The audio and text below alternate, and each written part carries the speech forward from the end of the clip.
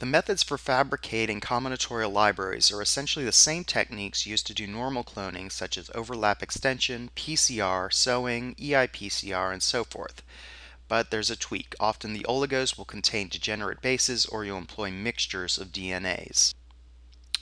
Most combinatorial libraries involve degenerate bases. This diversity is introduced during oligonucleotide synthesis by mixing together phosphoramidites prior to a round of coupling.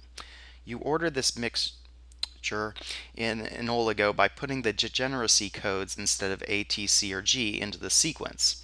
So a sequence like GGCAT-NNK, CCATG can be pasted directly into the web interface, and they will interpret those NNK sites as a mixture of bases.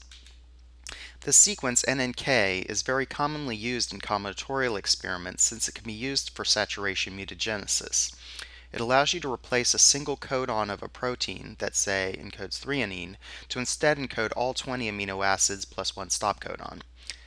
The sequence NNK has two ends with diversity of 4, so A, T, C, and G, that's 4 options, and one K with a diversity of 2, so that's G or T. So the diversity of the NNK sequence is 4 to the 2 times 2 to the 1, which is 32 possibilities. The reason you use NNK instead of NNN for saturation mutagenesis is that the full 64 codons are more biased. There are 6 codons for some amino acids and only 1 for others. In NNK, there is either 1 or 2 for each amino acid, so it's more balanced and you have less bias, thereby requiring a smaller library. There are TAG stops included in NNK, but only this stop codon. An alternative degenerate codon is NNS, which has basically the same balance profile as NNK, and you'll see that pretty frequently used too. If you want to include just a few amino acids at a site, such as just the hydrophobic residues, there are other degeneracy codes for this. At the URL below, there is a web tool that allows you to type in the amino acid codes you want, and it will list out the options for degenerate codes for you. For an extra charge, you can ask that the bases be pre-mixed rather than mixed online. What this means is that they will put A, T, C, and G at equal amounts adjusted for coupling efficiency into a single bottle and then draw aliquots for synthesis from this combined tube. In contrast, online mixing does the mixing on the column, and it can lead to low amounts of bias. This is more an issue with the Aptamer style libraries that have big long runs of ends rather than the protein libraries where it's only an NNK at each site. And online mixing is usually sufficient for short runs of ends and is cheaper. You can also order pre-mixed triplets. So for example, you could ask them to mix triplet phosphoramidites like GGG and TTT and AGC, which would encode 3 and only 3 amino acids, Gly, Phe, and Ser. However, it's very expensive to do this. One of the simplest ways of making a combinatorial library is to employ an overlap extension reaction, also known as a Klenau extension or wobble reaction. The differences between these terms deal with the details of which polymerase and temperature conditions you employ, but the oligo design is the same for each. You learned this method as a means of making short parts on the size range of 30 to 130 base pairs in length, and those size constraints similarly apply here. This approach is useful when all the diversity you wish to create is localized to a small region of the sequence, and you can have restriction sites fairly close to that site.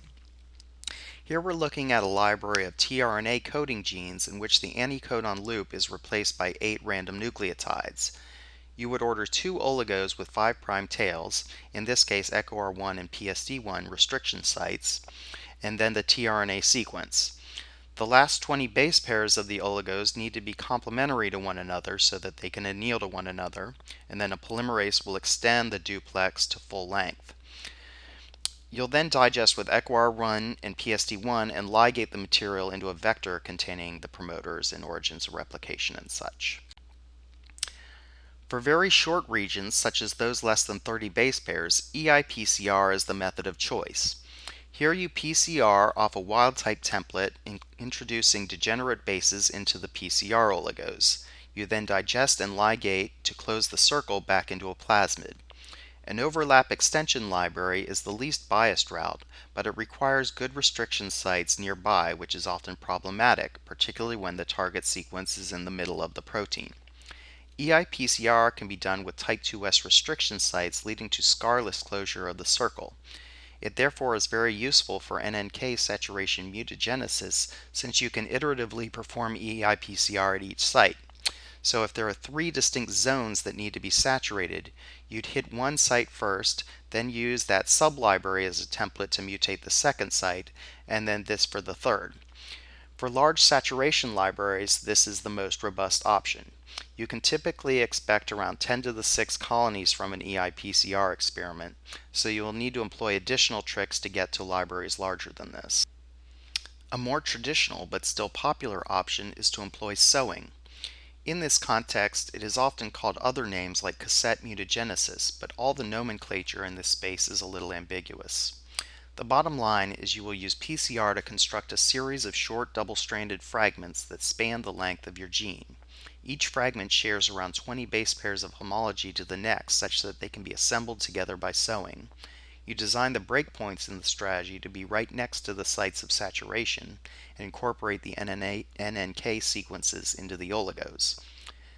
This method is a double diamond level of difficulty. It's something that very experienced molecular biologists can do pretty well, but it's deceptively difficult for a first timer.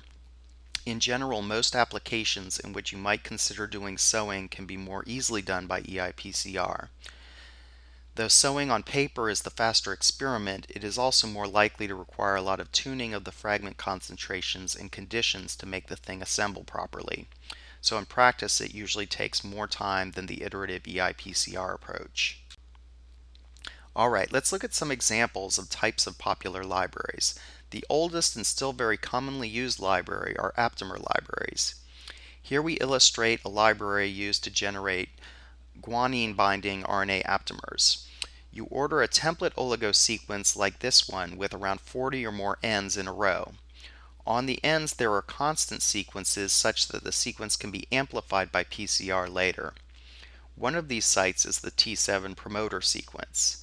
If you also order the T7 universal oligo, you can anneal these two DNAs, and this is sufficient for in vitro transcription with T7 RNA polymerase. Typically 10 to the 15th member libraries are used in aptamer and ribozyme libraries. And when you do the math of how this plays out, you're dealing with a transcription reaction on the scale of 500 microliters or so.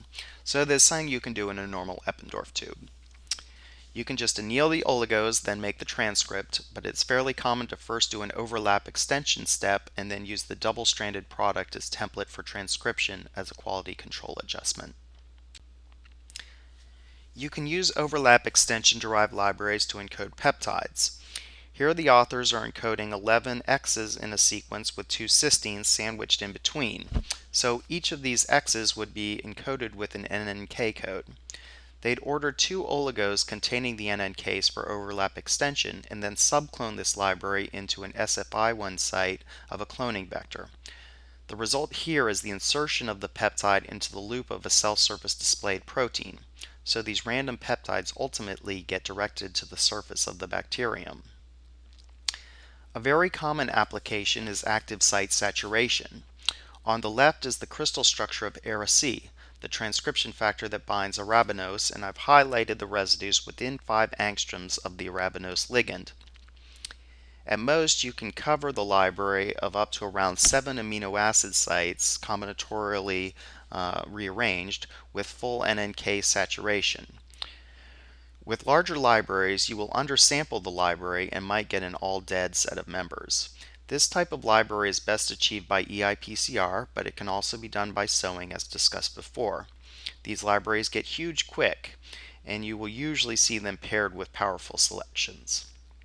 This type of library is the best strategy for achieving large leaps in substrate specificity, such as changing the ligand of a transcription factor or the substrate specificity of an enzyme.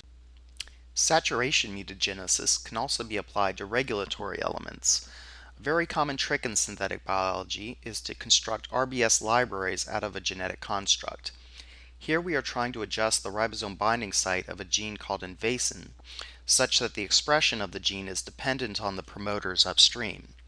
When you simply put a promoter in front of a gene, very often you will get a constitutive on or off device because the rates don't match up. By adjusting the RBS, you can tune the amount of protein made per mRNA transcript up or down and make them match up. Here is one example of an RBS library, but other such perturbations give very similar results. We start with some wild type sequence, and here I am showing the 5' UTR with the start codon and Shine-Delgarno sequence, otherwise known as the RBS or ribosome binding site. If you saturate the bases partially overlapping the RBS and the first base of the start codon, you get a library that is 50% dead, but the other 50% has a nice distribution of activity levels. Here we show data for doing this experiment with RFP showing the profile of activity present.